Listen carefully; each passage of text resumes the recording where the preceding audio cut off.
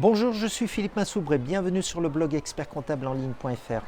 J'aimerais vous parler dans cette vidéo du financement du besoin en fonds de roulement qui est un vrai problème franco-français, on va dire, allez, dans les pays latins en général. On n'aime pas financer, les banquiers n'aiment pas financer autre chose que des immobilisations au sens comptable du terme. Alors les immobilisations, petit rappel, ce sont des biens qui sont destinés à être utilisés sur plusieurs années. Alors là, le banquier en général va vous suivre, à condition que votre modèle économique soit pérenne et qu'il soit à peu près viable. Mais si votre modèle économique est pérenne et viable et que vous lui demandez de l'argent, par exemple, pour financer votre stock, ou si vous lui demandez de l'argent pour financer une différence entre votre poste client et votre poste fournisseur, que cela consomme de la trésorerie, eh bien, il ne va pas vous suivre dans la plupart des cas. Mais ceci est en train de changer. Dorénavant, on voit apparaître de plus en plus de solutions qui sont destinées justement à financer ce que l'on appelle le bas de bilan, c'est-à-dire l'immobilisation de trésorerie liée au cycle d'exploitation.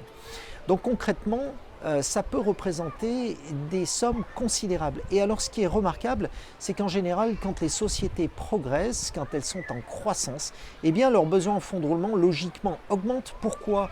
Parce qu'elles ont de plus en plus de clients, donc le délai règlement client, dans le meilleur des cas 30, 45 jours et dans le pire des cas 90 voire 120 jours, génère énormément d'immobilisation de trésorerie, car en face de ce poste client, il faut mettre des frais de personnel, il faut mettre des charges sociales, il faut mettre, alors on a de la dette fournisseur qui vient atténuer un petit peu cette balance client, mais ça peut rapidement s'avérer être un frein très important à la croissance.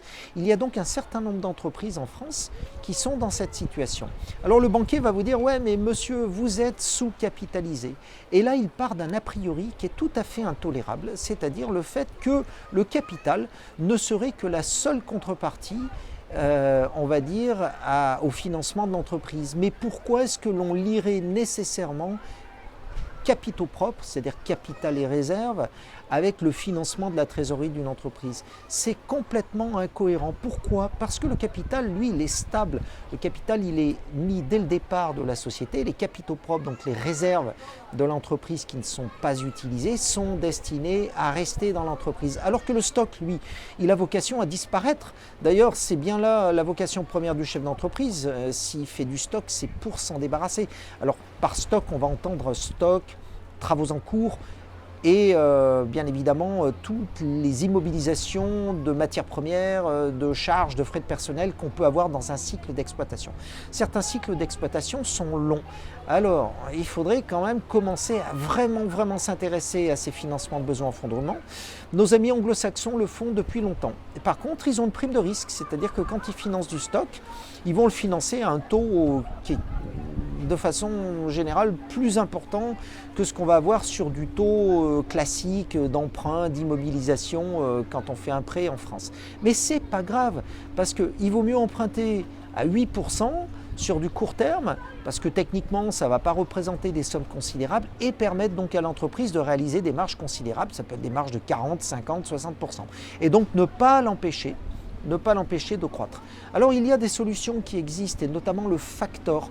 Mais le problème du factor, c'est qu'en règle générale, celui qui finance la balance client par le biais du factor va regarder la qualité de votre papier. C'est-à-dire qu'en réalité, c'est une cession de créance. Donc c'est applicable, on va dire, mais dans un certain nombre de cas relativement limités et on va dire pour des sociétés qui sont plutôt solides et plutôt importantes en règle générale. Voilà, donc il y a véritablement, pour libérer un petit peu l'énergie créatrice de l'économie, il faut absolument que le système de financement français s'intéresse au financement du besoin en fonds de roulement. Pour le plus grand bonheur de tout le monde d'ailleurs, parce que les financiers qui aujourd'hui ont des taux sur le marché financier qui sont extrêmement bas, les banques prêtent très bas, trouveraient là un créneau très porteur en termes de développement de marge au niveau de la banque et permettrait ainsi à un bon nombre d'entreprises de croître de la bonne façon. Voilà, c'était Philippe Massoubre pour le blog expertcomptableenligne.fr. Je vous dis à très bientôt. Au revoir.